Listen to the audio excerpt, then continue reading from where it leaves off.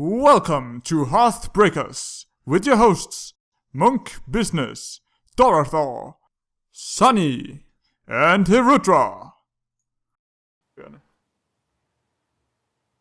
Welcome to HearthBreakers, the podcast where hearts are broken and cards are played. On today's episode, I, your host, Dorothor, am joined by my two amazing guests and Monk Business. So, welcome everyone, and let's talk about the remaining of the new cards that we will see in the newest expansion, Blackrock Mountain. Very exciting. I love the responses we got on our latest episode. Seems like you guys are really interested in hearing what we had to think about the cards. So I think we'll just throw it right out onto the first card because we are in a little bit of a hurry since there's many cards to cover. So the first card is Twilight Whelp. It's a 1-mana priest card, and the battle cry is if you're holding a dragon, you gain 2 health. So it goes from a 2-1 to a 2-3, and it's a dragon. So, Sunny, the guy who is currently playing priest, what do you think about the card? Does it fit in the current priest deck? Of course, it doesn't fit in the current priest deck because I don't play any dragons. But in a dragon deck, this would be awesome. We all know how annoying it is to play against a zombie chow turn 1. And wouldn't zombie chow just be better? Or that's kind of the problem. I would never play this card over zombie chow and priest. It's just too difficult to have a dragon in hand over the bad that zombie chow does. The problem is if you're having Twilight Whelp in your opening hand and you have like Ysera in your opening hand, are you gonna throw away Ysera? That's kind of the problem. It changes everything with the mulligan. That might be true. Yeah, and also they haven't made any good below 4 drops as dragons. The only thing we have is Fairy Dragon, and that card sucks. So I don't see this getting played. So to wrap it up, you think Zombie Chow is better, basically? Yeah. In the current priest decks, at least. And yeah. How do you feel in general about Dragon Priest? Do you think that's gonna be a thing, or? I think it's gonna be a thing. I'm not sure how strong it will be, but I think it'll be okay. Okay, well, Michael, do you have anything to say to that? Well, Zombie Chow was mentioned before as a comparison, but I think the cool thing about Twilight Whelp is really that you can run 4 Zombie Chows. So, yeah, but do you need 4 Zombie Chows in priest? This card might change the way priests are played in general to a more early game focused deck, like even more early game focused. With Twilight Whelp, you could run 6 1-drops, which makes Velen's Chosen way more like live. And we all know that if priests can snowball early with Velen's Chosen, it's really hard to come back from. So I think this card might actually help some kind of early mid-range priest be more aggressive and win board control super early. And therefore I think the dragons that you will be playing in this kinda dragon deck would be not be these late game Ysera or whatever, but the 4 and 5 drops that we have seen. And this card alone might actually make what was his name again last time? It might make Dragonkin Sorcerer better than I thought. 3/5, right? Yeah. So I think that is how we're gonna see Twilight Whelp. And my prediction is, if that deck isn't good enough, we won't see it at all. I think my problem with this card is that yes, I can definitely see the potential of having 6 1-drops because Priest is incredibly strong when they have early board control, especially with balance or just the fact that they can heal. But you will have to cut so many cards. For instance, you will probably have to cut Alkani because you won't really want the combo Arcanine Circle since you're playing board control. And then Chow loses value, and you have to put in all the other dragons where to have Twilight Whelp have its effect. I don't know. I feel like it. Well, I think you lose quite a lot by having to add the whole dragon engine. But yeah, maybe you can actually just go really aggro. Don't play Thought Steals. Just like play Suish, perhaps. Yeah, exactly. I don't know. Maybe something like that. You could argue that cutting the Arcanine engine isn't the worst thing, because I think the current priest decks actually don't run it already. The ones with the light bomb and stuff. Yeah, that's true. Because they run a bit more early aggressive with the Villain's Chosen already. So the question is if you can just substitute some of those cards for dragons. I don't really know the deck well enough to say that you can or cannot. But yeah, I think you're right that it could work in some kind of early game focused deck, but yeah. Yeah, and then again, Chow would end up healing the opponent, and you don't really want that in an sort of aggressive or Suish deck, which was actually the reason why Chow wasn't played in Su most of the time. Yeah. And the current priest deck, yes, it plays a lot of early cards, but it's the 2/8 taunt, so it's not really focused on going aggressive. It's just to defend yourself till Light Bomb can take over the defense, and you can drop big stuff. Well, you have to consider that the priest hero power is kind of unique in the way that it can help your minions, like your current few minions, to generate increasing value over time, with the just being able to heal them up, like healing up a Villain's Chosen. Twilight Whelp can be really good. Yes, definitely. That's something priest can do that no other classes can do, but it's kind of hard to pull off, I guess, and you need minions with a lot of health. But I guess priest is good at creating those, right? Yeah, exactly. So let's say we make this Suish priest, right? Then I agree that we might even just cut Zombie Chow and put in Abusive Sergeant or shit like that. So maybe X. I don't know what will come in. Would you play a Dark Bomber or the Shadow Bomber? Shadow Bomber. Yeah, maybe.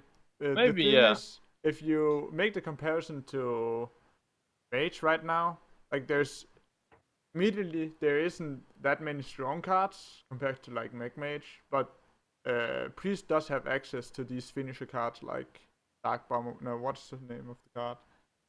Mind Blast? Mind Blast, exactly. Mind Blast. Yeah. So you do have access to the reach to finish the game. And you do have access to early strong minions, so I think that's just not how Su plays. You don't want the 5 finishers. You don't want finishers. You just want to snowball till you win. Yep. Oh well. Well, you could definitely throw in a Mind Blast, because it's just surprise wins out of nowhere. It's really annoying. I think, but I think it would just reduce the consistency of the deck.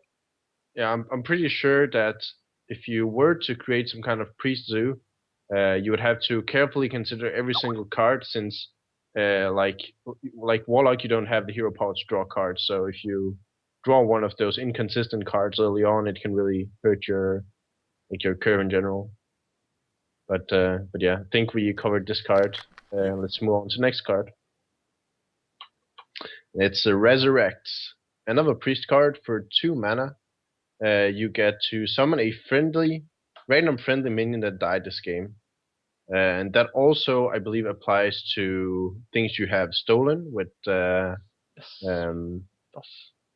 Mind Control and what's the format thing called? Shadow Madness. So if they die on your side of the field, you can also resurrect those. And if you do not have a dead minion, you get nothing. Just waste 2 mana. Are you sure you can even play it then? Yes, you can. Some cards cannot be played unless you are able to. Okay. They changed Unleash so that you can't actually play it when there's no minions, but they haven't done that to Resurrect. Okay. Perhaps yet. You can play it on. Currently, it is so that you can play it and you get nothing. Okay. Just waste 2 mana and a card. Which is that's fun. not smart. So anyone want to go first on this one?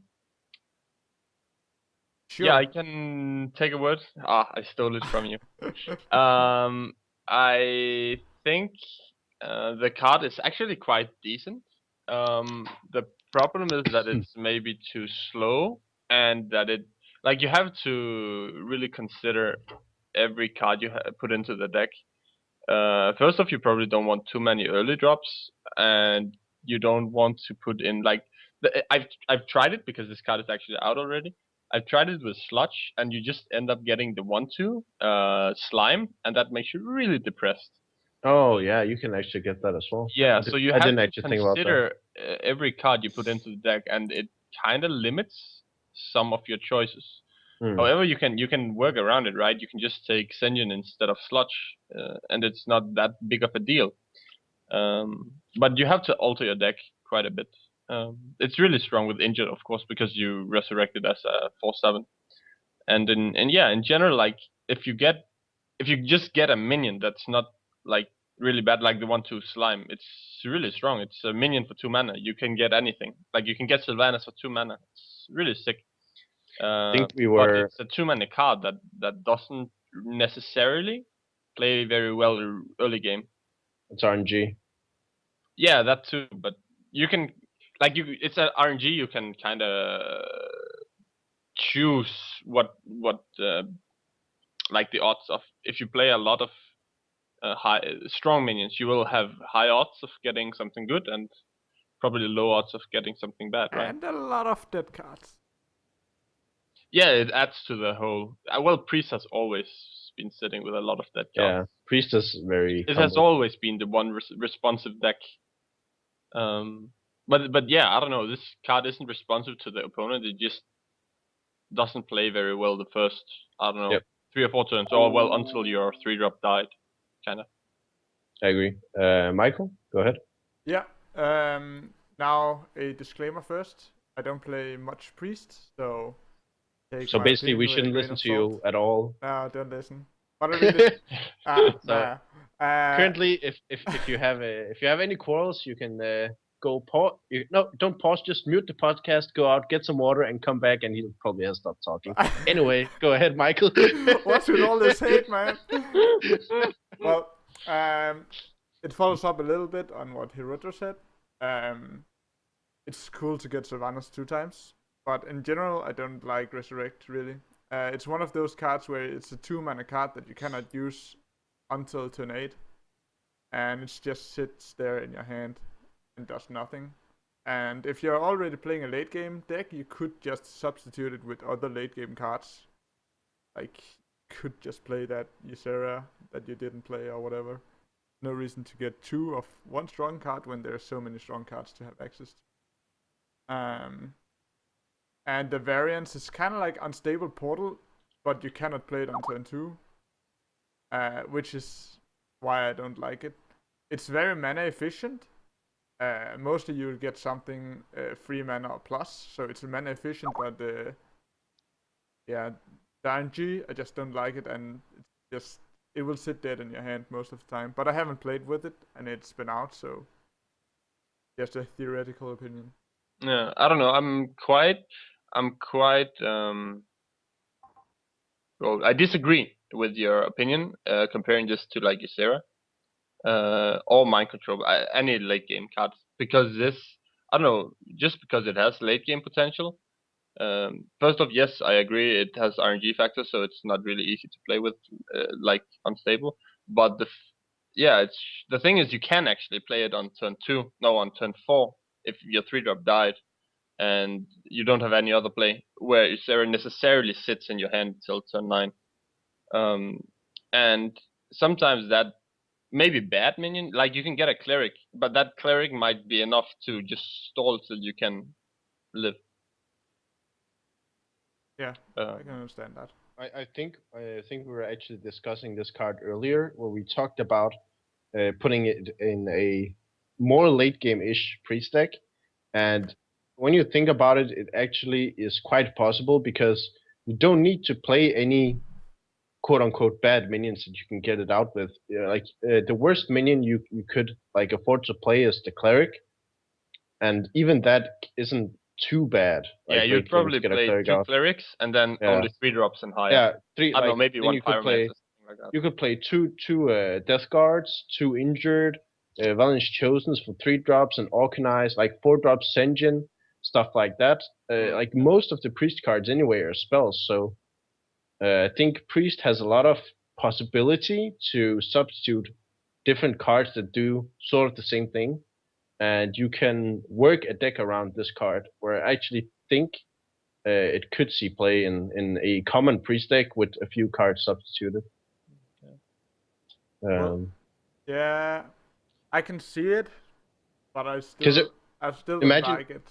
I think. Imagine if you play all removal spells. So you play, instead of Deathlord, you play 2 Organized Circles, and you play 2 Light Bombs, you play 2 Holy Novas. You just focus on early board clear, and then after turn 5, 6, you play like a single minion or 2 minions, and you can play Resurrect, get a Sludge Belcher back, or if you're unlucky, a Slime, of course. But like you can even play Sunwalker. Yeah. I don't know. I don't think I'm strictly negative towards this card. I think it has some flaws, which will cause it to not be that strong. But I definitely think that the card can be played and probably will be teched, maybe just as a one-off in like even competitive decks. I don't think it's bad at all. It just but I don't think it's like core either. It limits deck design. That's really just how I see it. Like stuff like Sludge, you have to cut such a strong card just because they can screw you over. You have to cut. You don't necessarily. You don't necessarily have to cut Sludge, but I don't know. Like as many times as you get Sludge, as many times as you get the Slime, you will get the Sludge, and getting the Sludge is really sick, right? Well, if you can use that other mana that you don't use. Yeah, that's not a point though. But yeah. Well, yeah, I don't know. If you can use your mana, it's good. If you can't use your mana, it's bad. That's it's priest, part of the game, right? You're already sitting with a lot of situational cards, so not unusual for you to only play 1 card a turn because the other cards are responsive. But that's I don't know. I don't know. I don't feel like that's a legit argument. But I think we'll. I disagree with your argument. Slowly move on from this. My opinion is better than your opinion discussion. Well, that's the point, right? Arguing. Yeah. Let's move on to an broken card that should not have been released. It's Quick Shot. Congratulations, Hunter gets a card that you can press. You can press this card, and you can point it to your opponent's face. You can deal 3 damage, and you can draw a kill command and deal 5 damage, and then use your hero power, and congrats, you won the game. Apart from that, it's a 2 mana 3 damage card, and it lets you draw a card if your hand is empty, which is quite often, or not quite often, but it can be quite often the case with Face Hunter decks where I see this card being played. Any experts in Face Hunter decks want to take a go at this card? I think for once, this is something we can agree on. That this card is bullshit. Yeah. Oh. But yeah, you go. Yeah. I agree, Michael. I really agree. I don't like the idea of the card because it adds to a deck that no one likes. Many people play it because it's super strong, but no one really likes the deck. No, but honestly, I see Blizzard's design philosophy on this card. They looked at the Hunter class and they were like, if I could choose like one thing for this Hunter class that really needs, I think it's more cards that can go to face with direct damage. It simply doesn't have them in the class built in. Yeah. I don't know. I think surprisingly, I feel that with the first wing of Blackrock Blackrock Mountain, I don't feel like Hunter has been stronger than it was before. Simply because all the other deck has gained Thaurissan. And I feel like it actually it hurts Hunters. The addition of Thaurissan to all the other decks hurts the Hunters more than the gain of Quickshot, because they actually had to take like other cards that were nice out of the deck. And I think Quickshot was an improvement to Face Hunter, and obviously only Face Hunter, that can't really be played in ND. Well, it could be played just for the 3 damage, which is like equivalent to Wrath or Lightning Bolt or something like that. Decent. But yeah, it's like it's only good in Face Hunter, and yeah, I don't know. It made the deck slightly better, I think, but all the other decks gained Thorsten and they just became a lot better.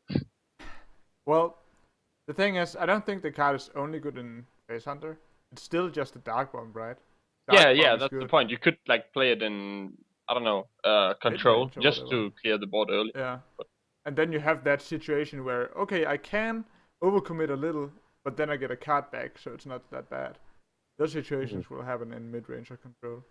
It's just, in general, I think even if the card turned out to not be good, like if it dealt 2 damage or whatever, I think the card design, the philosophy is just super bad by this card. I agree. Would you say so if it was in another class as well? Wouldn't it then encourage decks that were not meta and actually encourage trying to make some other fun decks that's not common? Yeah, I can see that logic, but the problem for me is that in Hearthstone you really need to play an aggressive deck in order to empty your hand consistently.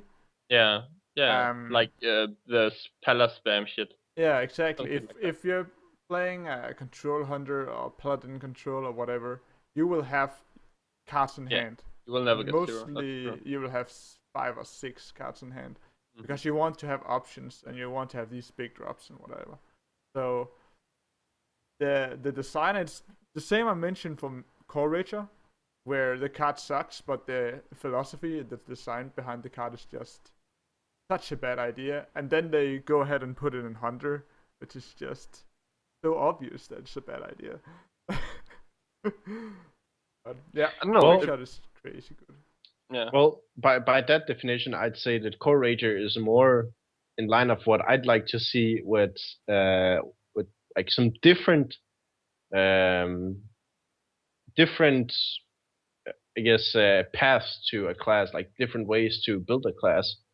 Like a card like Core Rager doesn't really fit into any of the current Hunter decks, but it might in the future, or it might fit into something that some people might create, because it has like has a different purpose than the current Hunter decks.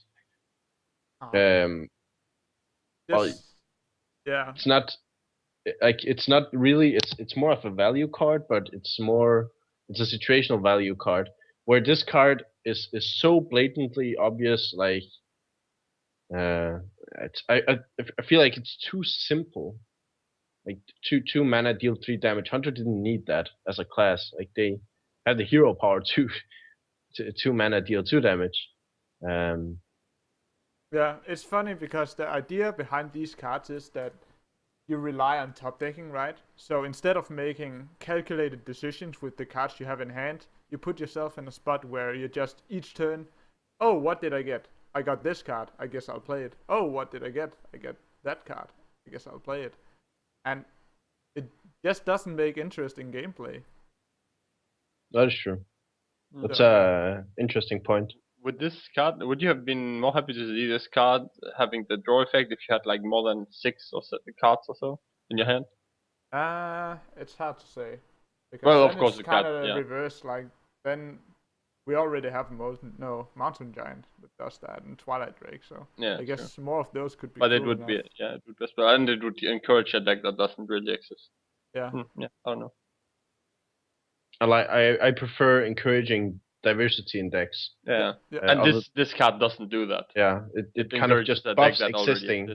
Yeah. Yeah, and I can understand trying out new mechanics to make more variants in playstyle, but I really think people need to understand.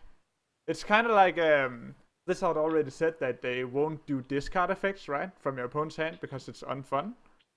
And I feel like this card is the same category. It's not fun gameplay. Yeah. Yep. Okay, well, so concluding, I think that if you play Face Hunter, I'm playing 2 copies of this in my current deck, but I think maybe you can probably just play 1. Simply because if you have both of them in your hand, it's like it's a bit like having 2 Soulfires in your hand. Not quite, but yeah. It's better if you just draw them as one-offs. I think 2 is best, but it can be argued that 1 is enough. All right. Yep. Well, let's move on to the next card. Another 2-mana card, rogue card this time, Gang Up. One of the most fun cards. At least I think so. In the of the new cards, it's sort of a new mechanic that Blizzard has been playing around with, where you shuffle cards into your own deck. Came out with GVG as well, with Malorn and I think the Druid card. So Gang Up, you choose a minion and shuffle 3 copies of it into your own deck. And important to notice, you can choose your opponent's minions as well.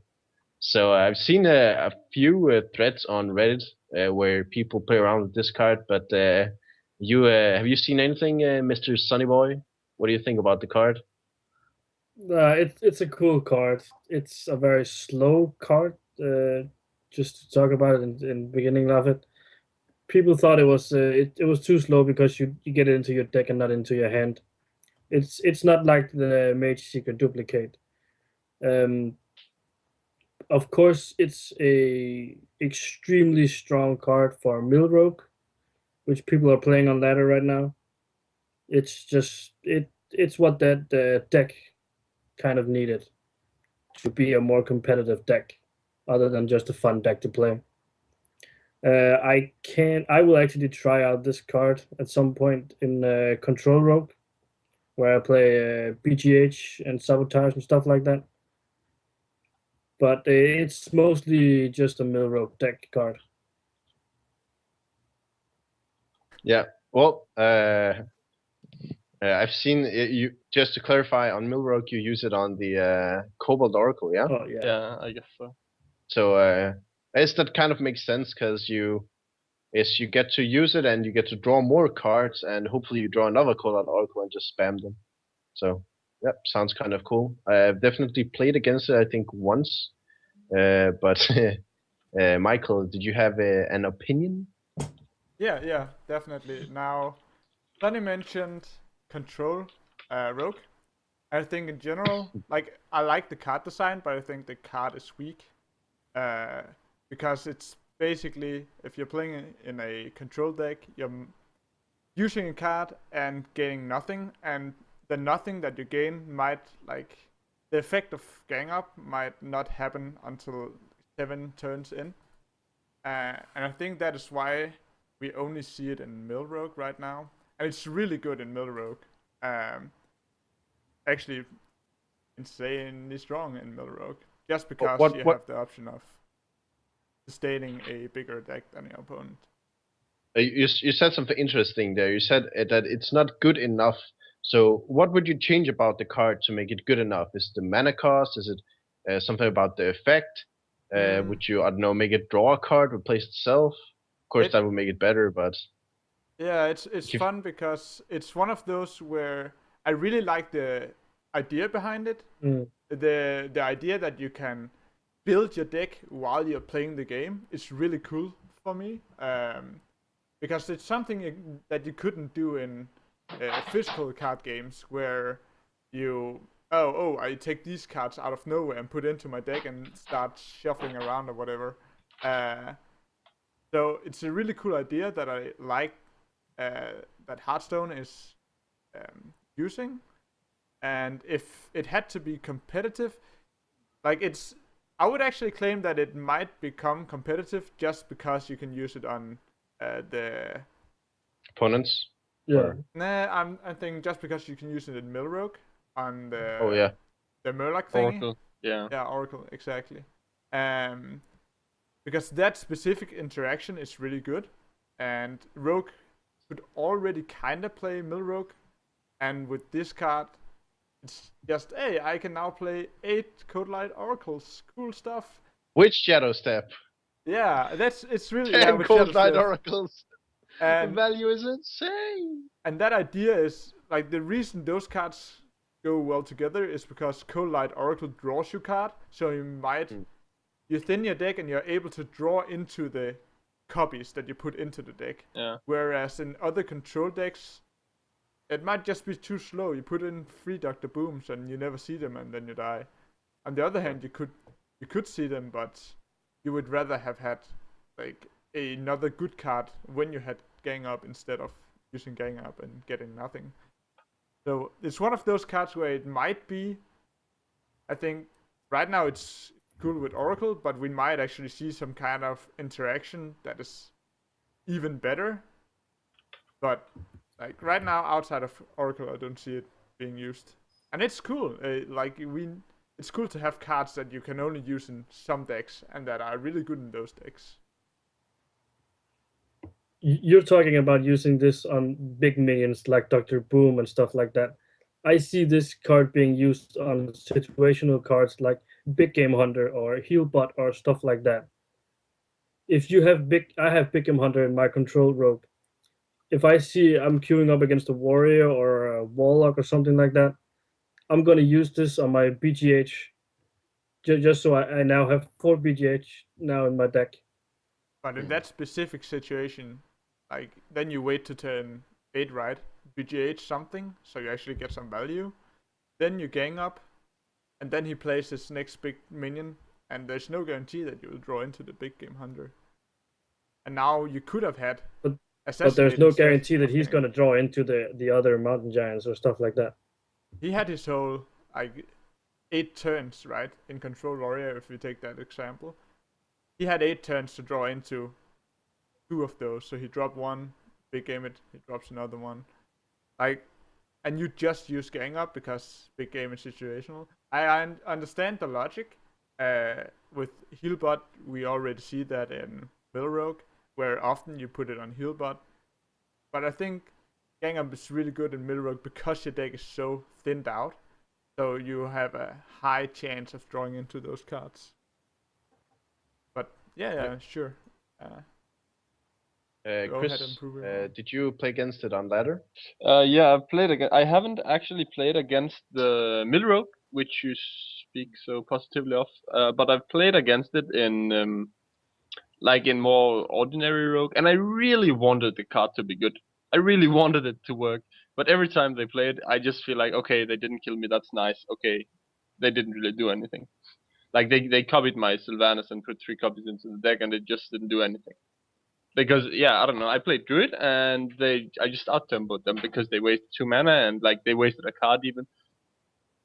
It didn't really seem good. I really wanted it to be good. Maybe it's because like they used it this control-y way just to get value minions. And that didn't seem to work. Maybe because I don't know, the decks weren't built to like the current road deck isn't built to control the matchup. It's built to like if they can gain board control and then just kill the opponent with a combo. I can see a point. I can easily see a point with Oracle. That seems really really strong about the card. And I hope that someone figures out a way to use it either on like stuff like Big Game Hunter or Healbot. I like the versatility there that you can actually pick what you need for the given the given opponent. You can pick Healbot for Face Hunter, or you can pick Big Game Hunter for Control Warrior. I think that's really cool, and you can even like steal a big Boom or Sylvanas or some like Grommash. You can steal Grommash, for instance, if he doesn't kill you by any chance. Fair. So I hope that someone builds a deck where this card can be used in the controller way, because I think that's really really cool. But I just haven't seen it yet. I've just seen it being bad so far. Final verdict: we want this card to be good because it's cool and it's good in Milrow. Yeah. Yeah, I think so. Yeah. All right. Let's move on to the next card, which is yet another 2-drop. It is Revenge. It is a card with, I guess, pretty cool artwork. Deal 1 damage to all minions, so like Whirlwind. But if you have 12 health or less, you deal 3 damage instead. So it's like an upgraded Whirlwind, but for 1 more mana. Personally, I'm not that much of a fan. since you don't really like you usually if you get below 12 health, you're usually pretty fucked. It does help with armor. Actually makes you gain health, but I guess it can help you. It can help get you back into the game possibly if you're afraid of a big board. But usually people won't play that big of a board when you play warrior because brawl and other things. But yeah, personally, I don't think you'll see that much play. But what do you guys think? Anyone wanna take a jab? Yeah, sure. I actually, when I saw this card the first time, I thought, that's not too strong. But I have been thinking a little bit about revenge, and I think it might actually be better than we give it credit for. Simply because, like, you're already playing Whirlwind, right? So the question is whether or not that 1 mana is important. And of course, sometimes it is, and other times it isn't. And those times where it is and you're sitting on revenge, it's gonna suck a lot. So the question is whether or not the upside of revenge is gonna happen often enough. And the reason I think it's kind of cool is because it actually does something that Warrior have a hard time doing, and that is AoE damage. Outside of Brawl, they have a hard time getting rid of a lot of small dudes. And if you're getting rushed down, what do you want? You want AoE damage. And cheap AoE damage so you can clear and play something else the same turn, which is why it's cool that it's so low in mana. And if we compare it to the old card that had the kind of same condition, it's called the, what was it, Mortal Strike? Yeah. Where Mortal Strike was a conditional fireball, so it was strictly worse than another card that Mage had, whereas this is comparable to Hellfire, and Hellfire is a 4-mana card. So you're actually, when you get the condition, you're getting a way cheaper card, which have similar effect, but like it's cheaper, so it's not strictly worse compared to Mortal Strike Fireball, and it's in a deck that doesn't have access to that kind of card like AoE damage. So I think Revenge might actually be a one-off that is, it might be good enough to be in Warrior. I will definitely give it a chance, but it might also just be one of those where I can stabilize too fast, and I would rather have Whirlwind in this kind of situation where I'm 4 mana and he has a lot of 1/1s and I want to play, I don't know, a 3-drop. So yeah, it's gonna, I think it has potential, but I want to test it. Well, the reason why I don't really like the card is actually also because I already don't like Whirlwind that much, to be honest, because we see more and more mid-range and control decks currently. There's actually not that much Face Hunter. Paladin is always a problem, and Whirlwind is good against Paladin.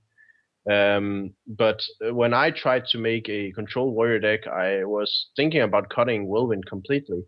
And the card just cost 1 more mana. Of course, you get the extra effect if you're low enough, but at that point, I'm too afraid that I might already have lost the game. But yeah, I haven't actually played that much Control Warrior lately. But I think Chris, you might you played. I think you played Control Warrior in the tournament. Yeah, and, so you might know a bit more. Clearly was a good choice, huh? Yeah. My point is that you might know more about how good Whirlwind is. And, yeah, we discussed taking Whirlwind in or out, and I ended up keeping it, and I think it has its position in Control Warrior, because though it is like the primary way to deal with Master for Battle and Face Hunter, those two decks in particular, it is really good against. And then you can always use it just for your combo with Acolyte, even though that's kind of sad if it's the only thing it does. I think this card, it would bother me often having to use 2 mana on it instead of 1, because I tend to play I really want to play on curve, even in Control Warrior. So I think often when players would just armor up, I will drop the Armor Smith on 2 and try to have the initiative. And Like I think Kurtz. therefore it would bother me having to drop this, because I would often maybe like drop an Acolyte and Whirlwind on turn 4, and that would really bother me being unable to do that. However, I think the point Michael has of this card being, first of all, it kills monster even after it's been buffed. When you're below 12, that's a huge deal, I think. And then it's just, I think the theory is like opposed to Mortal Strike, which you want to use it to kill in the deck it exists in, but you don't really intend to go low in that deck. This card kills the opponent's board when you're low because they are ahead on field. I think that's a really good point, and I think this is kind of good design of a card. I'm not quite certain that it is good enough, but I like the theory behind it, and I think it could be good. Yeah. Okay, well, I think we'll give the word to Sunny before moving on. I can just see myself playing against Hunter where you have like 10 health and you're trying to get armor, and this card deals 3 damage to all your minions. You also use Whirlwind to gain armor with your Armor Smith, and I can just see Revenge completely destroying that by dealing 3 damage to everything. Killing your own. So I'm good point as well. Yeah, that's the only problem I see with Revenge, because Whirlwind kills also your has own that, Acolyte. Yeah. I will agree with you. I think that Whirlwind is strictly better. No, well, not strictly better, but better in almost any scenario against Face Hunter. Because they can actually always rush you. But if you hard clear the field against, say, Mech Mage, you are actually in a really good spot. You can drop a Belcher after, and yes, you will have the random scenario where they just fireball you and whatever, and you you wouldn't even have dodged that with Whirlwind, because okay, you would have gained like, I don't know, 5 armor maybe, but you would have been left with like 3 minions that just deals 9 damage to your face. In a given scenario, yes, you could have a Belcher, and that could be really many circumstances, but I don't know, in Mech Mage I'd say this card is probably against Mech Mage, this would probably be better. So it's very meta dependent. Yeah, I think you can maybe swap in Whirlwind and this card, and maybe not even any of them. Say Hunter disappears, I would probably not play a Whirlwind solely for the... I would just choose to lose to Paladin and hope I don't face it. Well, if you can out-tempo Paladin as warrior, you can actually deal with it, but I feel like it's a bad matchup. You can kill the buffed dudes with Revenge. Yes, you can. Yes. 2 arms, man. Maybe. No, fuck you. Yeah, I don't know. I'm not quite certain of this card. It could turn out to be quite okay. Yeah. I agree. Well, Sonny disagrees. With those words and Sonny's eternal disapproval, we'll move on to the next card. What do we have here? It is an angry card. 3 mana. Warlock card. So angry. So angry. It's called Demon Wrath. And it's an angry demon on the picture that is hitting the ground, I guess. And it deals 2 damage to all non-demon minions. Personally, I think it could be a strictly better Hellfire in Demon Lock decks. In some case, like in most cases, I would argue. Strictly better in most cases, and I'll explain why. I will not just put it out there. So, first off, it doesn't actually deal damage to yourself and your hero, as well, of course, not your opponent as well. And most things actually have 2 health, unless it's Mech Mage dudes. Mech Mage dudes are annoying as fuck, and they have 3 health. Their Hellfire is better against Mech Mage, but usually I think 2 damage is enough to deal with most things. As well as it also kills your X still, and yeah. Also, you can have a board and use this card. So if you have a lot of imps standing around from Implosion, it's good. That's actually true. I really like your point about it not dealing damage to your face, because you want to use your hero power. So actually, not dealing damage to yourself is a huge plus in Warlock. And I like the point about the imps as well, where you do not have to sacrifice your imps. But the thing about your imps is most of the time you can just trade them in, and then use your Hellfire afterward. That is true. But if you just and the one extra damage, I think, is also a huge deal, especially on a area of effect kind of card like this card. So the question is whether or not it's important that the mana is lower, right? So what can you do if you have? I guess if you play some kind of more aggressive Zoo, maybe Zoo Demon, I would definitely play this card, because you can clear your opponent's field without trading, and you don't have to sacrifice your own minions. Yeah, that's a good point. So basically, if you've ever made a handlock-ish deck, you will quickly notice that if you look at your mana curve, it's like 0 drops, not really any. 1 drops, there's a few. 2 drops, 3 drops. Hey, all of my cards are 4 drops. So to vary that out a bit, I think this card is quite good, because it's a 3 drop that does kind of the same as Hellfire, albeit of course not as much. Like, of course, can't deal as much damage, but it kind of varies your curve. It gives you the possibility to use this on turn 3, play your Void Caller on turn 4 or something. And I think the mana is significant, but I don't really play Demon like that much. Chris? I think Michael said something that actually seemed quite interesting. Making an aggressive Zoolock, probably with with Flame Imps and Void, like the old super. Yeah, but with heavy demon, right? Because in that deck you actually don't want to play. You wouldn't want to play Hellfire because it kills your field, but you would like to play Consecration, right? Because that's basically what this is in that deck.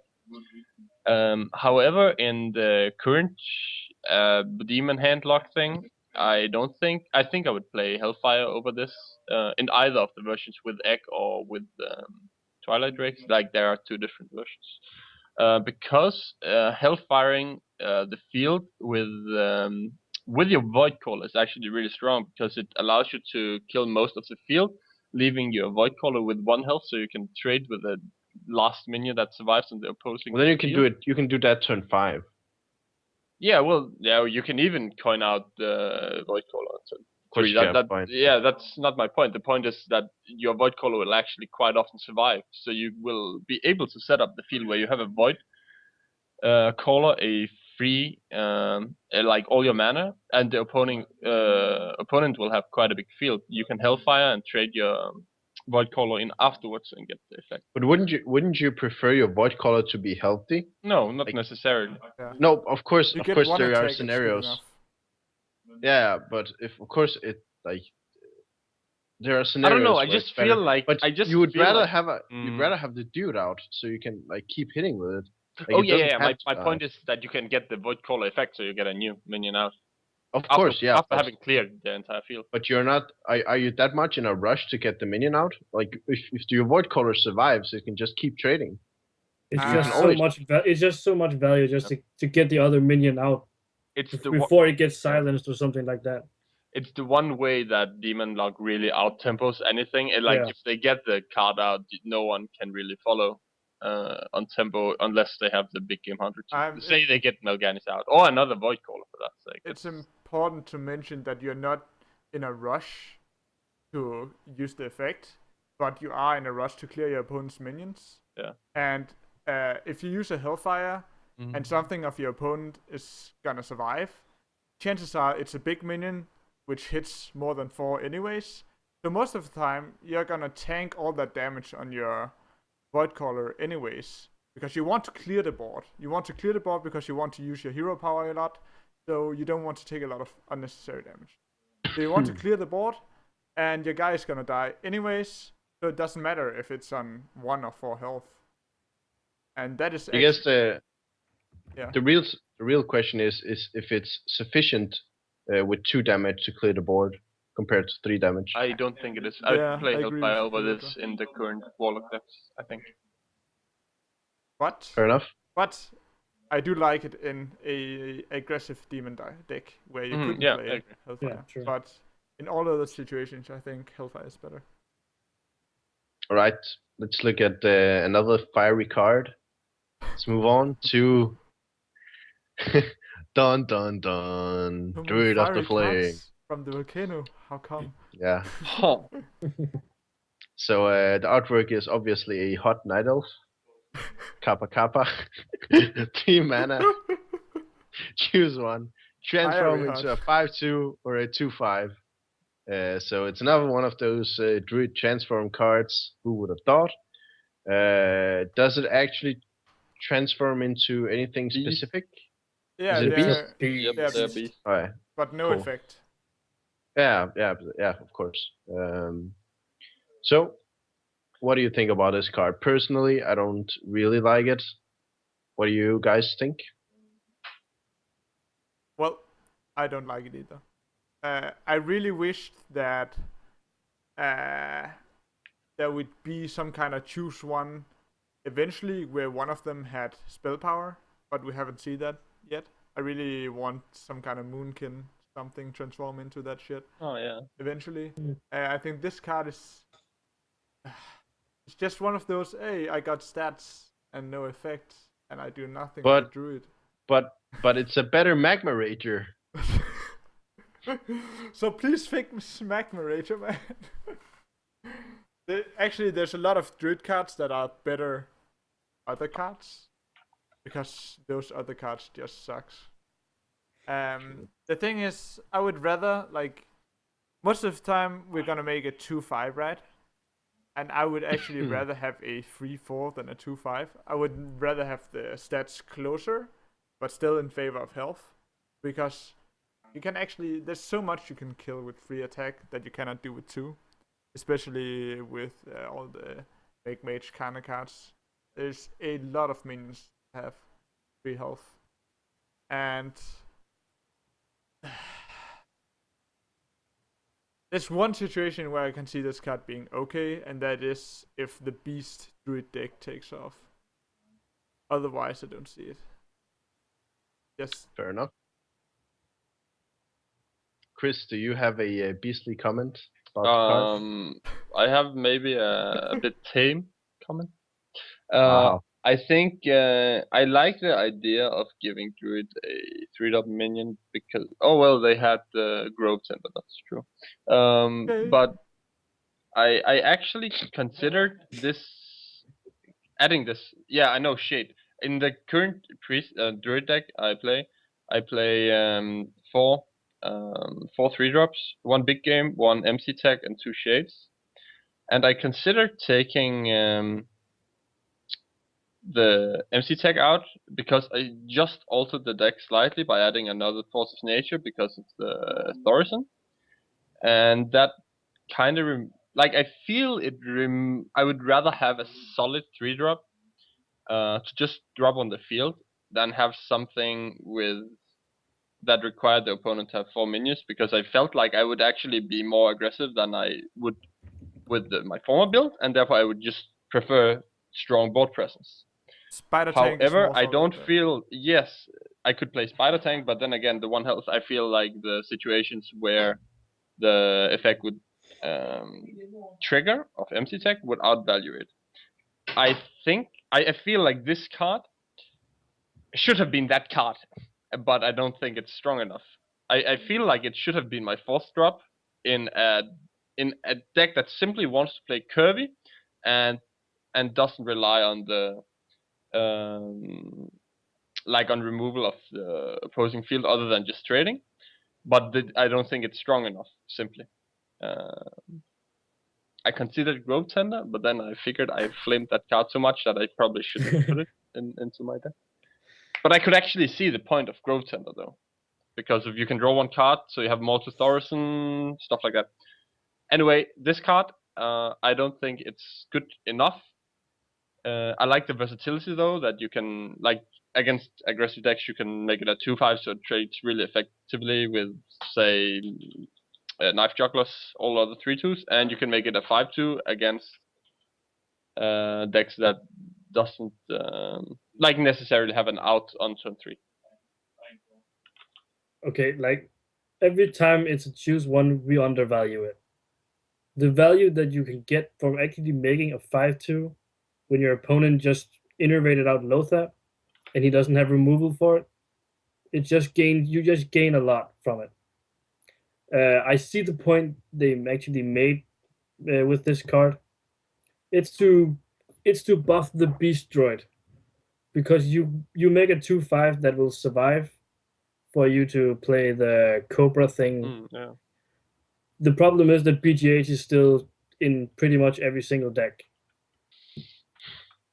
Yep. But the choose one effect is undervalued at the moment, and I actually think the card is okay. There's just you play choose one for versatility, and I don't feel like this card gives you versatility. Where just I play a 5/2, it died to smite. Good choice. Hey, my opponent is playing Smite. I can actually win this hey, game. I win. No, but how Well, about you show some say enthusiasm? an aggressive druid deck. I would consider it making a 5/2 against warrior. Like if they want to out it, they have to axe it to take 5 damage. I don't know. It's not so bad. But wouldn't you rather have it survive though? Maybe. But dude, it depends on what It you're depends on the going situation, right? But yeah. But But Dude. this card doesn't die to a ping, and Yeah. that's it's not a huge it's deal. not a actually- beast, dude. Yeah, I agree. With Sunny, where with the snake guy, it's the only reason I could ever play this, because it's beast. So Why did it have to be snakes? snakes. Let's move on. Let's move on. Move on. We have a lot of cards to cover. Just move on to one of the most balanced cards. Yes. Not really. It's Oh yeah. a shaman card, Oh, yeah. 4 mana, which Monk Business himself claims that this is insane. Now, hopefully, he will explain it after this quick update on what this card actually does. So it's a 4 mana 3/6, so it's a 4-drop, which has insane stats. It gains 1 to 4 attack at random and gives you 1 overload. So basically, you can end up with a 6/6 for 4 mana or 5/6 or whatever. So Monk Business, take it away. Take it away. Yes. Take it away. Tell me the brokenness. This card is broken as fuck. So, first off, man. Baseline is 5.56, right? Or is my math off? What? Oh yeah, that's true. Yeah. 5.5, and 6. Yeah, That's an 5.5 and 6 health. Yeah. But that is the average stats. For 4 mana. And we can all agree 5 that mana. Overload is not 1 mana worth, because 4.5 mana. Then doesn't matter. I don't know. Yeah, 4.5 mana. I could agree with that. And it's a 4-drop, which means you play it on turn 4. Turn 5 doesn't matter. Turn 6 you have Fire Elemental. Woo! You don't destroy your Fire Elemental turn. And you get a Hungry Dragon without the negative effects. And also it has Overload for that Unbound Elemental or whatever. That you trash talk all the time. I don't trash talk that card too much. I really like that card though. It was really cool back in the days. And it might come back. Just because... When I was young, Unbound when- Elemental was the best card. In my days. When I took Shaman all the way through Mana Grind, I played Unbound Yes, Elemental, and I Mana liked Grind. it. Oh, anyways. The thing is, it's an Overload minion. And it's the first good Overload minion. And its stats means that it kills everything, because everything has 5 health. And it survives everything, because everything have 5 attack. So it's a 4 mana minion that is fucking bullshit. The Crackle factor, though. Yeah, the Crackle Michael? factor sucks. The To Boombot our, factor. to the people that are actually listening and looking at this, Michael is almost crying at how great this card is. I can literally see tears in his eyes. I've never seen this kid that excited before, so The thing kids is, buy this card. I love Shaman. But man, I hate the bullshit. I'm like, this card is ridiculous. That should be. I swear that should be your card text. Like a card, just a big text that says, "I love Shaman. I hate the bullshit." But seriously though, there's so much bullshit in Shaman. Like Crackle, man. What the? Anyways, serious though, this card is really strong because you don't overload your turn 6. You play on curve. Shaman have no good 4-drops, and now they have 2 really strong 4-drops. And I think this card might just like. I don't like that you need a broken card to push a whole class up, but I think this card might be it. On the other hand, the theory is that you lose your turn 5, right? Yeah. So you want to put more 4-drops in and less 5-drops because you kind of have turn 4 twice, right? So what are we playing currently? We're playing 2 Ashes, I believe, maybe Slotches on 5 and lower step, something like that. I can see that. Something like that. So you have to cut some of the 5-drops, maybe. Yeah. On the other hand, you want to cut your 3-drops as well, maybe, because you want, at least if you play like Feral Spirits, you don't want to overload on turn 3 because then you won't be able to play. I think like you don't have any 4-drops that you just like currently we don't have any 4-drops in Shaman that you really want to play on turn 4, and this card will be one of those. You just want to drop it on turn 4 because it's going to be so immensely strong, right? So you don't really want to overload on turn 3, and you don't really want to have too many 5-drops because you don't want to play them. You want to play your 4-drops, and then you have 4 mana, and you want to play some 4-drop that's not this card, so you can play Fire Elemental on turn 6. And in most cases, your hand won't line up like this at all, so it won't matter. But like you have to theorize it, right? Yeah, it's kind of true. Usually, from my experience with playing Shaman, the 4 turn, like turn 4, is usually what I like to call the sacrificial turn, where you use your overload cards on turn 3, so you can spend turn 4 just hero powering, and turn 5 you can play the Azure Drakes, the Sludge Belchers, and whatever. Yeah. And then Fire Elemental. So I guess that'll have to change. Oh, that's actually true. Maybe Feral Spirit will have to be cut. Yeah, I don't think you can play Feral Spirit because I don't know. I don't like Feral Spirit too much already, and playing Feral Spirit turn 3 allows then you can't play this card before turn 7 if you have a Fire Elemental in hand, and you want to play it on turn 6. But however, it lines up really well with Unbound. It does. Sure. But on the other hand, if you play Unbound, you want to play Feral Spirit. Feral Spirits as well. But okay, you can play them. It just won't line up perfectly if you have them all. But in most cases, you won't have them all anyway. Yeah, that's actually true.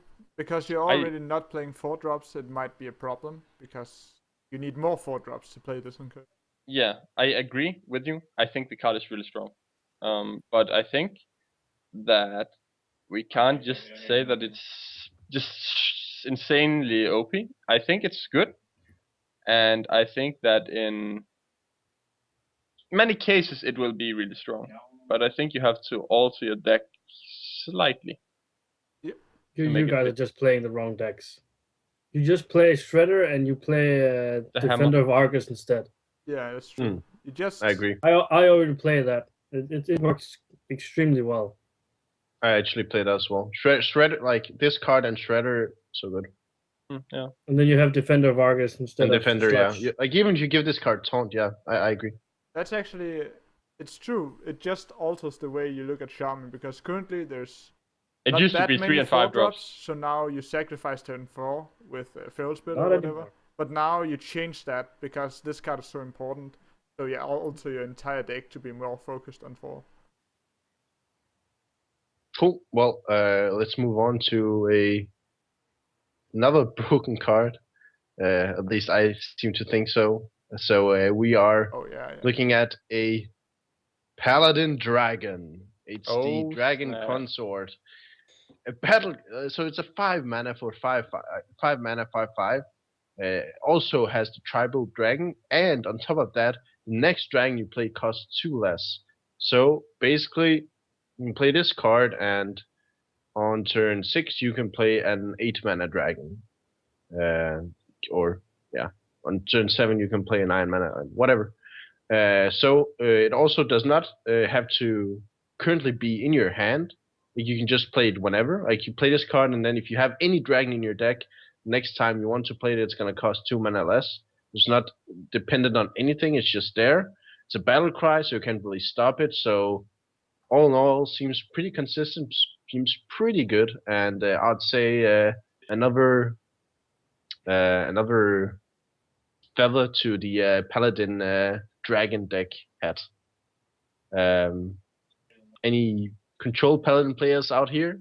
Oh, right, that's me. Anyone else? I believe Monk. Both Monk and Sunny. Actually, I'm the only one that doesn't play Pala. Yeah. Just go Chris, someone. you suck at Paladin. Sure. Sunny, you don't suck at Paladin. Tell me something about this card. It's too good. The only problem I see with this card is it's a 5-drop, and there are so many 5-drops that I want in my Paladin deck. But I'm already like picturing and theory crafting my deck, and I can already see like Quartermasters going out and stuff like that. Maybe even Sludge, because Dragon Consort is just that insanely good. You would take Sludge out? You have to. You have too many 5-drops. How about just taking out something like the 2 Arms, man? Remove it. Get rid of that shit. Yeah, Quartermaster is out, but you only played one of those, so. Not some played two though. You could take Healbot out as well. Like you can play 4. Healbot is still extremely good, and you still want Harrison. There's a lot of 5-drops. That depends on the meta though. Yeah, that's very meta dependent. But yeah, I can see it. I agree. Okay, we all agree this card is really, really strong. Like if you look at it, the card is really, really strong. Yeah. I agree with Sonny that the problem is fitting this card into a deck that is already really strong. Like if you want to play it, you want to play an entire Dragon Engine. Oh well, this card can actually fit in by itself without an entire Dragon Engine, just by having like you could play 2 of those and then maybe I don't know Ysera and some other high. Yeah, you could do like, that. The effect works on itself. Yeah. Yeah. The thing is though that by adding this dragon, you want to play the other 5-drop that relies on dragons, right? That's the. Not necessarily. I don't know. I don't know. Playing Like, fire honestly, elemental and other decks. Honestly. Yes. My problem is that you want to add many other cards, right? And then you have to take cards out of the. Because it's probably gonna be along the lines of the current Pala deck, so it's curvy, right? That has good drops all the way up. And you have to take a lot of cards out of this really strong and consistent deck, and I don't know what that would be. It's manageable. Yeah, it's probably manageable, but I don't know. I think there will be both versions of the Paladin deck will still exist in the meta. I don't think that this the Dragon Paladin is just straight up better. It might be slightly better. I don't know. We'll see. But I think that. Like it would be 2 very separate decks. Like I don't know, this dragon deck might not even play Muster because they simply can't. Like they don't have space for it. It will still play. Yeah, it might. They might, but they might take it out for the 3/5 as well. Like you can't just add all the dragon cards and play 40 cards. Sadly, you can't do that. Yep. The point with this card is it's not really dependent on having a lot of dragons. Like you can. Honestly, I think you can just get away with playing 2 of this and maybe Ysera. Yeah. Like maybe. Even then, I think it's good because, like I said, it works on itself, and at some point you're gonna draw that Ysera anyway. So I guess maybe you could add a bit more, but just I don't know. It has to matter. Like if you're just waiting 10 turns and then, I can play Ysera for 7 mana. Now I can also hero power. Doesn't matter. You want the 2 mana to matter. And it matters when you have dragons that you can throw down immediately or the next turn or whatever, 2 turns ahead, while you're still ahead and while you're getting like the mana tempo, because the tempo is insanely good. Like you're sacrificing 1 stat, right? And in general, we think that 2 stats is 1 mana, right? You're gaining 4 stats by its effect, and you're losing 1. And then you get tribal, and you get crazy synergies. Like even Dragon Consort, turn 5, turn 6. Hey, I got another one. Dragon Consort for 3 mana. And also Master for Battle. The tempo swing is insanely good. And hey, I can also play Fire Elemental. I really think that you want to put a lot of dragons in together with Dragon Consort. Of course, but... And I think you're gonna build the deck like from the ground up. You're not gonna, hey, I need to edit this deck and I need to remove 20 cards. Then you don't edit the deck, then you start from the ground. I can see where you're coming from, and it might actually be right to just play, I don't know, 5 or 6 dragons in total. It depends on how consistent it is, and I don't know. Personally, I think maybe 6 dragons is enough, honestly. Like the two of this card, 2 of the Fire Elemental dude, and 2 big dragons. You can't play the Fire Elemental dude. Yeah. No. Oh, he's not a dragon. That's true. You need Hungry Dragon and Volcanic Drake. Volcanic Drake is just really good in Paladin. Even before Dragon Consort was revealed, I was like, hey, I'm definitely gonna play that in Paladin if I'm gonna play Dragon Paladin or even just normal Paladin. That card could even be free. Yeah, it's like, so good with Master of Battle. And now Dragon Consort, man, the synergy. Imagine just throwing down that card for free. That's gotta feel good. Yeah. I think Dragon Consort alone makes Paladin the most popular Dragon class. Before it was revealed, I was thinking Druid maybe, but now definitely Paladin. With a Druid in close second. Yeah. So anyone have any new trivia to add? I think we covered pretty much all. This card is good. Very good. Yeah. Well, let's move on to another Paladin card then. So we have a 5 mana spell, Solemn Vigil. So you draw 2 cards and cost 1 less for each mana that died this turn. And in the previous podcast, we already agreed that cost 1 less for each mana that died this turn is pretty good in Paladin. So what do you think about this card? Is it also pretty good in Paladin? Well, that's a hard one. I think... I'm asking all the hard questions here on this podcast. I think there's actually some kind of limit to how many of these cards you can play, because you also want to play cards that you can sacrifice, right? Like Master for Battle or other minions.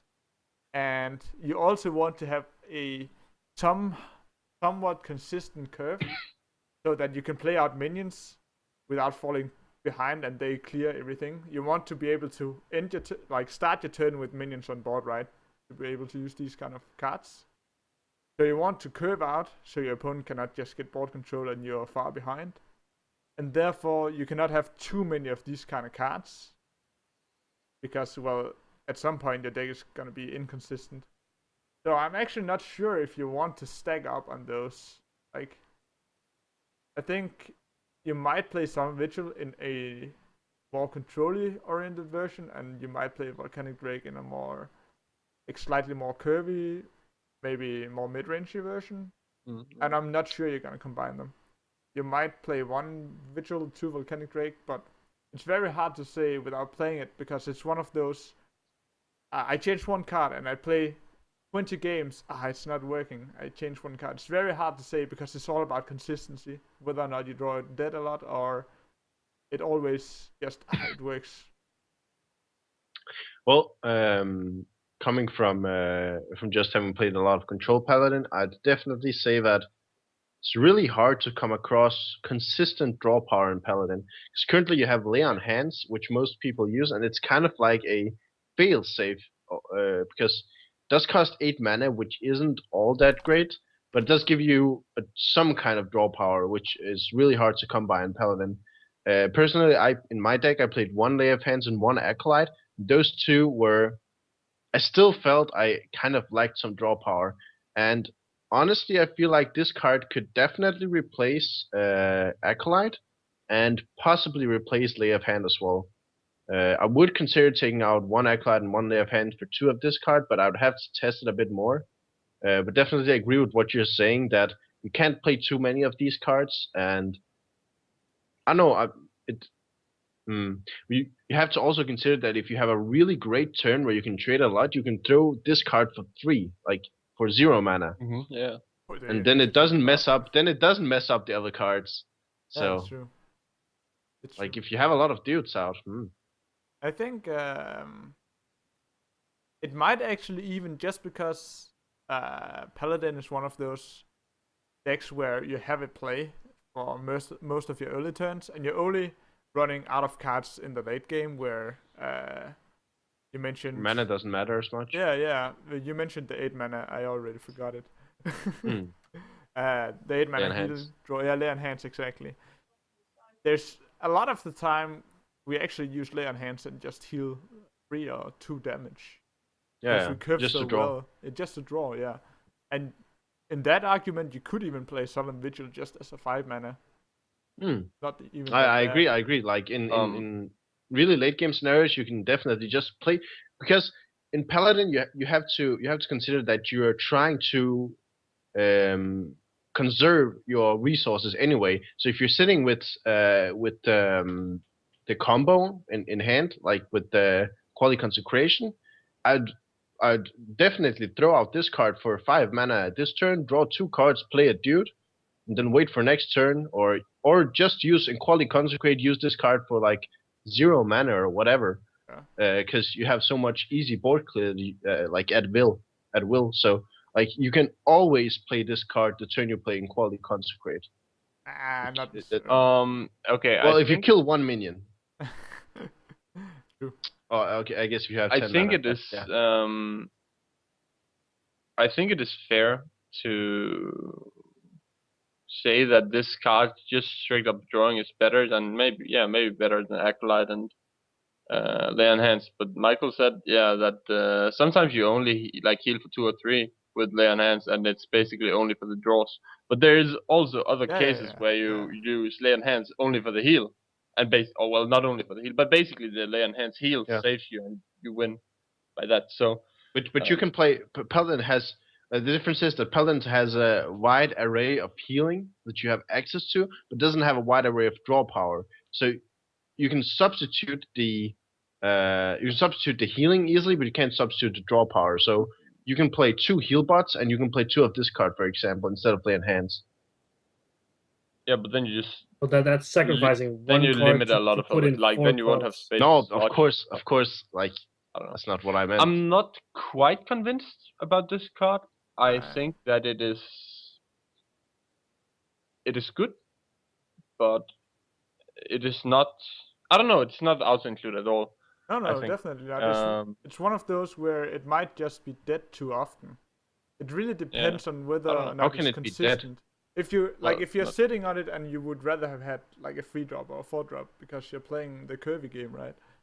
It's just one of those cards. No, you're not playing like you in Paladin. You're not playing the curvy game.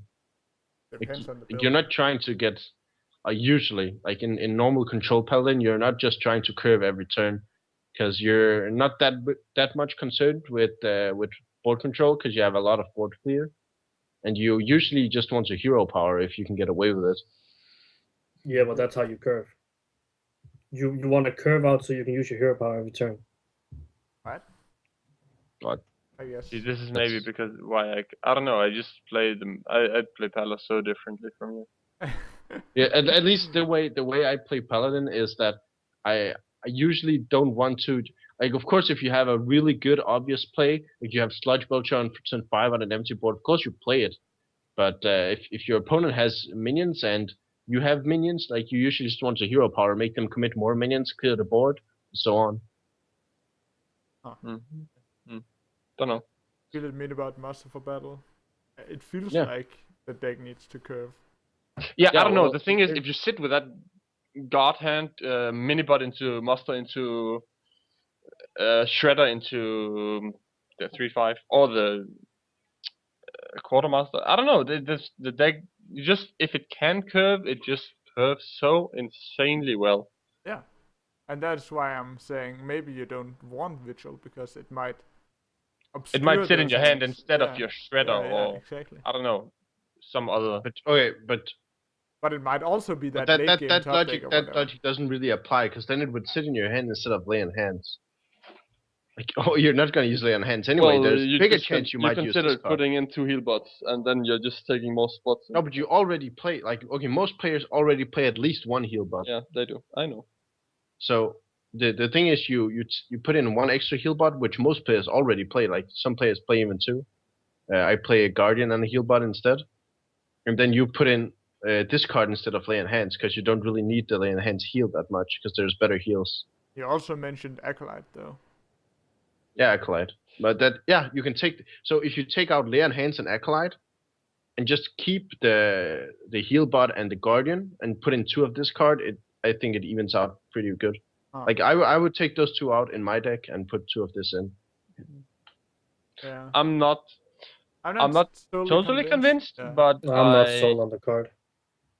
I think it's good enough. It's not one of those freaking shitty Magma Rage. It's not the mage card that has. It's definitely not a Magma Rager, guys. Actually, if you had your doubt, this card does not cost 3 mana and is not a 5/1. I know it's hard to read, but the card is good. Yeah, let's move on. I don't know. I think there's good. possibilities here. Yeah, let's we will see with this card. But let's move on to a card I think we can all agree is pretty okay, I guess. It's about average. It's about average. It has some value to it, as Trump would say.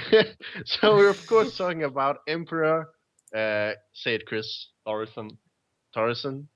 It's a 6 mana, 5/5, and at the end of your turn, reduce the cost of cards in your hand by 1. Yes, you heard me right. At the end of your turn, which means it happens again and again if it survives, and it's basically like an innervate on steroids.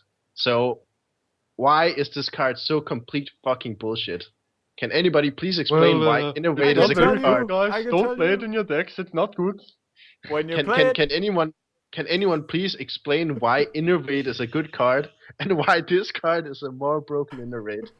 It's not necessarily more broken, because innervate can give you a shit ton of tempo, and Emperor Thaurissan doesn't can give you a shit ton of tempo. Yeah, it can give you Thaurissan on later in the game. It doesn't necessarily do that. Like, if you play it on turn 6 or whatever, and you're playing against mage, it might not help you at all. But on the other hand, you might be playing rogue, and you might have 8 cards in hand. And holy shit, this card is bullshit. It's worth mentioning. What were they thinking? This card alone makes Zeus Shaman become Thor Shaman instead. Oh. Honestly, like, I have no idea what they were thinking with this card. Like, it just seems like one of those cards that should have been intercepted at the design meeting, and somebody should have said, "Dude, have you ever actually played the game Hearthstone?" Like, I don't know, man. I'm speechless. Like, okay, remember that one turn kill combo that we stopped because we increased the mana of one of the cards? Doesn't matter anymore. Doesn't matter. Now we can make it 2 times bigger. I actually got killed by 4 Sorcerers, the Princess, and Antonidas today because of this card. That was quite annoying. So what you're saying is you're a fan of the card?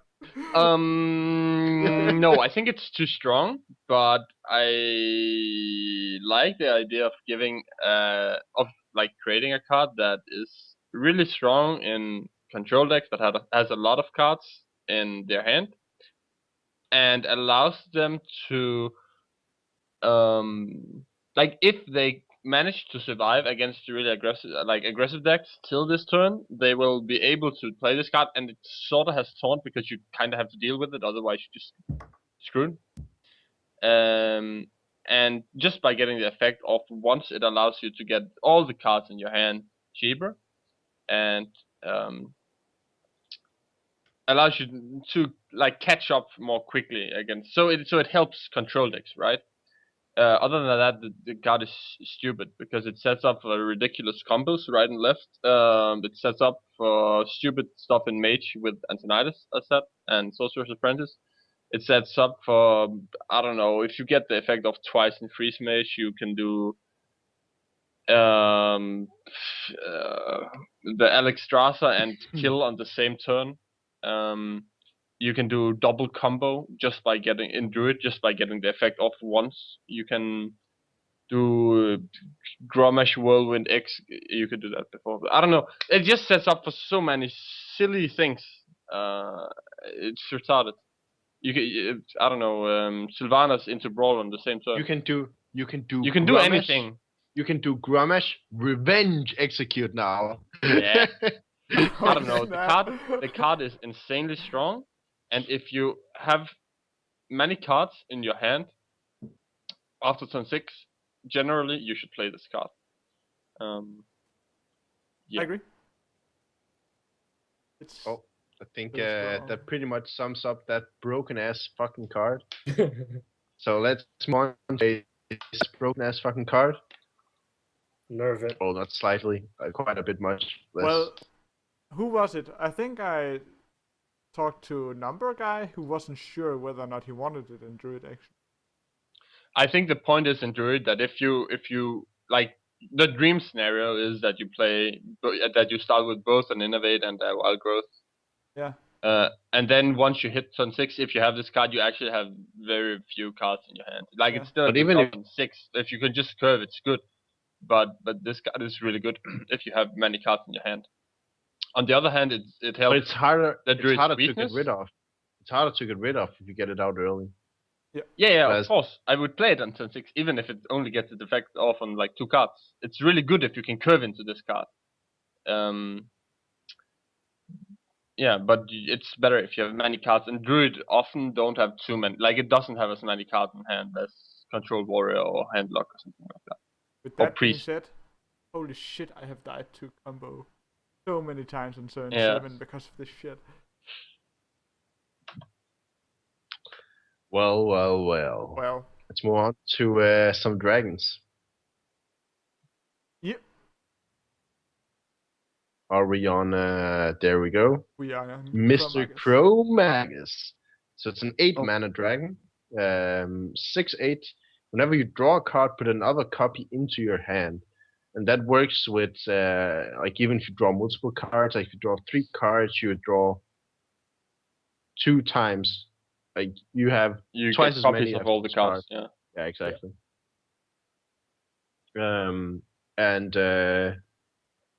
Yeah, it's basically like a super value card, and if it survives, you get a card when you draw, and if you have more draw power, it obviously gets better.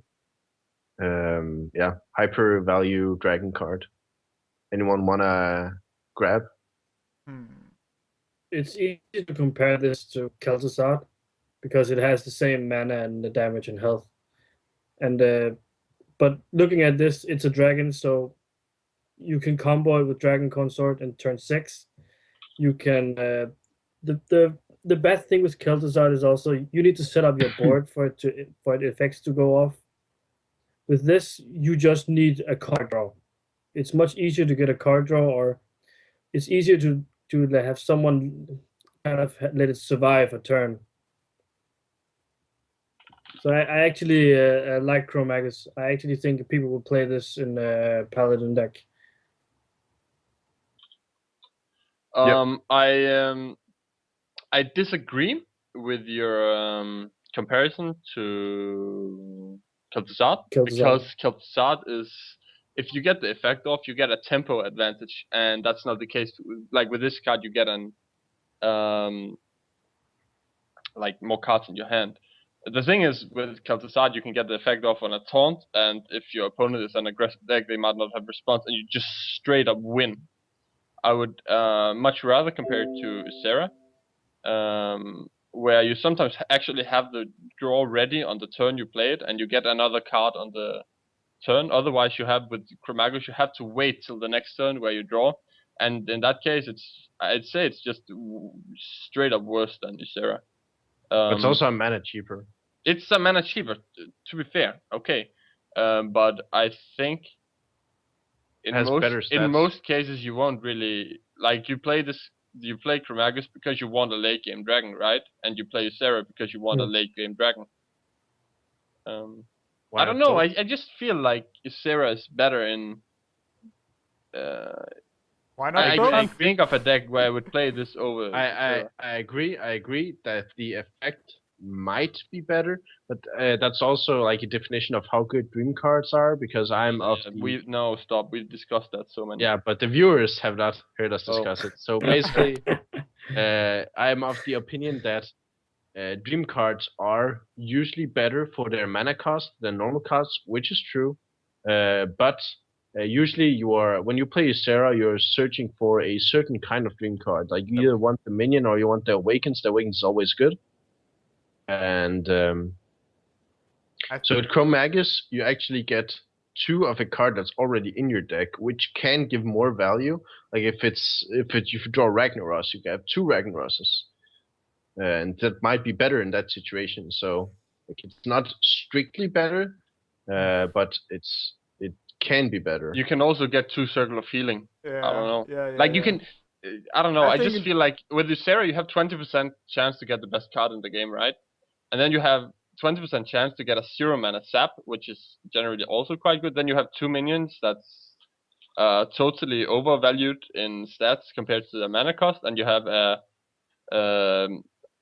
I don't know, power overwhelming for 1 less mana that gives 1 more. I don't know. It just seems so sick, the dream cards.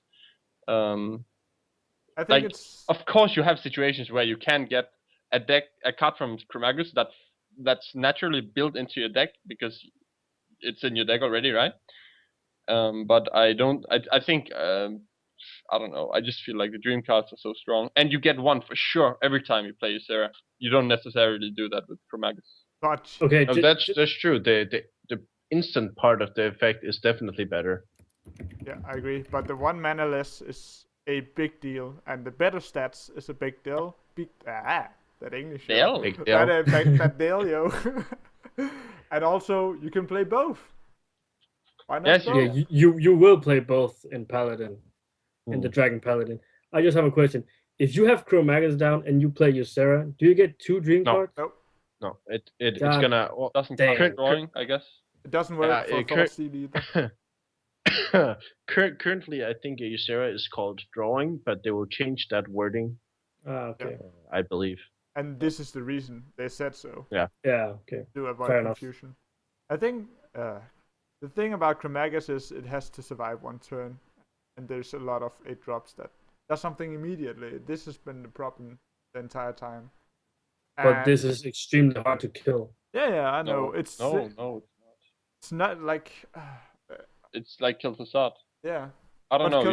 If you just drop Kel'Thuzad, it's without value immediately. They always not always, but generally, if they kill it on the next turn, otherwise they lose, right? There's a huge difference with Kel'Thuzad because you get immediate value.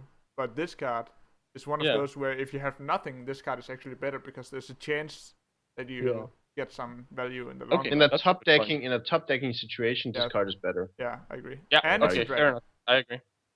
And it's a dragon. So yeah. No. Let's move on. I think. Yeah. I will update. To I don't even know what this card is called. Should I pronounce it? Major Domo. Major Domo Executus. Major Domo. So it's Major Domo Arigato, Mr. Major Domo. I don't know. Whatever. When this card. Anyway. When this card is that you get Ragnaros as your hero. Yay! Yeah, this is a trope. So basically, when this card. 8 health 8 health hero, like Jiraxxus has 15. You have 8 with this, and your hero power is 2 mana. Shoot 8, and you target with it. I think. Random. No, it's random. Okay, it's random. Fair enough. You get Ragnaros effect as your hero power. For 2 mana, which is okay. So that part is okay. The part about having 8 health and not being able to get above 8 health, is what most people would find to say is sort of problematic. You can use Which a is not class true. on yourself. You can get 15 with and you can Alexstrasza, get armor. and you can get armor. That is true. How? You replaced your hero power. Oh yeah, but with shield block. Shield maybe. Yeah, that's true. And you can have stacked up armor before. Oh, I you guess. lose it? No, you lose that you armor. lose the armor you have. Okay, that's the interesting. big deal. People were thinking about playing this in Warrior, and then 40 armor, kill myself. Kill this. Yeah, lose 40 armor. Okay. Go ahead. I don't know. The card is. I like the card idea. I think it's cool to be able to be Ragnaros. But I think the. Have you always, as a child, felt like you wanted to be Ragnaros? You wanted to be the Fire Lord. You wanted to squash the insects. I just felt like it. Burning people to death and stuff. Die insect. Die insect. Wow, I don't think already the card started. is gonna be. I don't know. There might come up some shenanigan deck where it's played along with. Okay, Michael disagrees. I don't know. They played it on stream so much with now. Ice Block, and that seemed like a legit theory behind it. Because you can actually get this out and with an Ice Block up. But yeah, in general, I just think the 8 health is too fragile, and you will just end up dying to random stuff. And the two, like, the effect is not. Yeah, it's a huge deal, but in general, you won't win as soon as you get it out, right? And you actually have to survive maybe like 2 or 3 turns before it just completely swings the game. Yeah. And in that time, you will probably be dead. It's just a huge risk, because if you play it, you have the risk of getting down to 8 health with a big game or whatever. And like, there's so many 9-drops that you could play instead that doesn't have only 7 HP and does something else, like Ysera. Yeah. We come back to that card a lot. It's just, and if we compare it to the other card that does something similar, which is Jerax's, right? So Jerax's gives you a free 8 weapon and a hero power to summon 6 6s. Yeah. And I actually like that hero power better. And Jerax's, you have the ability to instantly get your health up if you're down, right? If you're on, I don't know, 4 health and you're like, yes, heal, up to 15. Where this card is like, I play it, doesn't matter, he still goes face. But in the other scenario, you can play it and have a lot of health and think, yeah, I'll get to the value. And he big games it and fireballs your face and hits with his chugger and you're dead. It's one of those. I think it's just a fun card. Like, have fun, don't play it. So yes, play this against Michael and beat him. Fun winning. Hey, you played the 8-mana Shredder, and you got this card out. Hey, oh my! Fun. All of a sudden, that 25 armor is gone to a big game. Well, so basically, we agreed this is a great card. No, that's exactly what we did not agree on. I know. I was trying to be sarcastic. Oh, yeah. It's hard to understand sometimes, but yeah. Anyway, let's move on to the last card of the bunch, and it's of course, fittingly, it's a burning tree. It burns with all our hopes and dreams of another good druid card. I guess druids just get fucked. To be fair, though. Yeah, continue. So it's a tree, like all the other fucking druid cards, and it costs 1 less for each mana that died this turn. So can somebody explain to me why this card has been made? Oh, I know. Because Druid is really good. The effect is actually kind of awesome, and it's like a Volcanic Drake. It's a minion, and I like minions with that kind of effect better. And in general, I like effects that the get cheaper effects that we have seen a lot of in this expansion are in general better the more expensive the card is, because it has more potential to go low, right?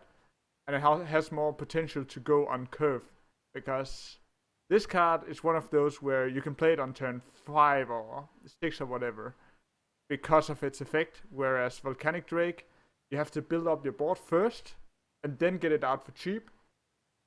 So you get it out on turn 6 for 2 mana. Not as insane because of the curve. Where, yeah, as I said, you can play this on curve.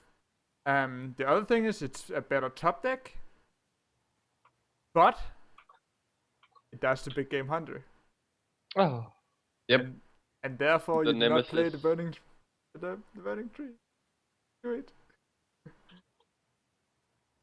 Yeah. We can compare this to Earth Elemental. It's pretty much the same thing. If you get this out for 6 mana, you get Earth Elemental out for pretty much the same 5 mana or something like that. But with all the BGH in the decks, this is just not a played card. It's not a playable card. But not to mention Black Knight. And Yeah. because it's Druid, and Druid want to go face so they can finish with combo. And this card is like, I need to trade minions. But So basically, it works with the Druid combo card if you want to trade with the dog, I guess. this card dies to everything. Oh. Yeah. Every single special card, this card is like, nope. Big game Black Knight. Only Harrison Jones spares this card. MC Tech. Takes it every time. Imagine if this was a Takes beast. it every time.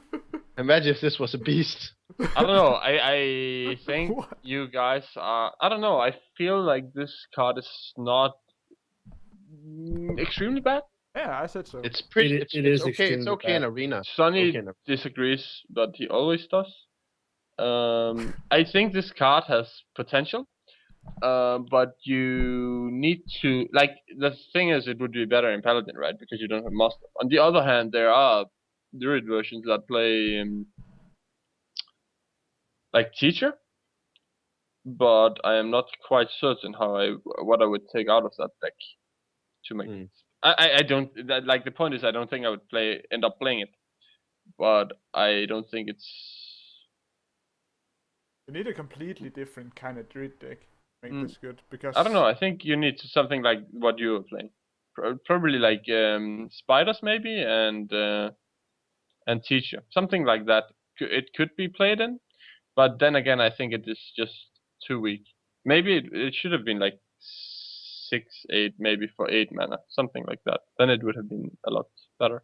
Yeah, That's my biggest problem with it. I just don't like my taunts being 7 attack. I agree. That's true. Yeah, I guess. And you can kind of compare it to the other tree, like the 5/10 Ancient of War. Yeah. Where like the stat distribution is better on Ancient of War. They have the same amount of stats, but you would rather have a 5/10 than a 7/8.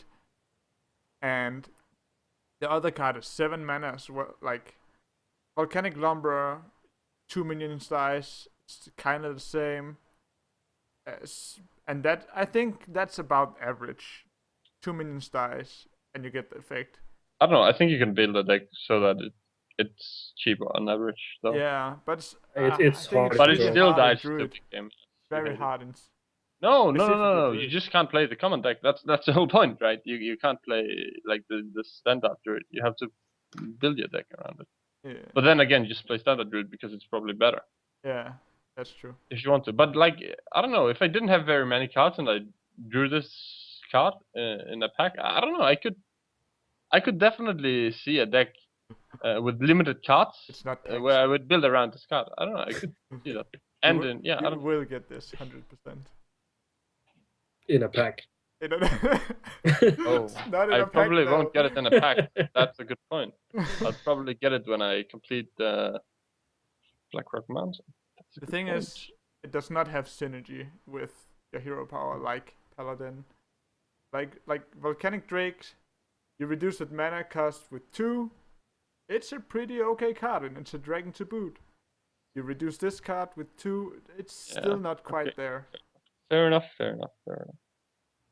But So I think basically- there is potential if you make some kind of cool deck, especially because it works together with Force of Nature to reduce its cost by a minimum of 3 and probably a 4 mana because you kill something, and maybe even 5 mana if you kill 2 things. So, You need to reduce by 5 mana to make it 4-drop, yeah, though. that's Otherwise the you can't. problem with that combo.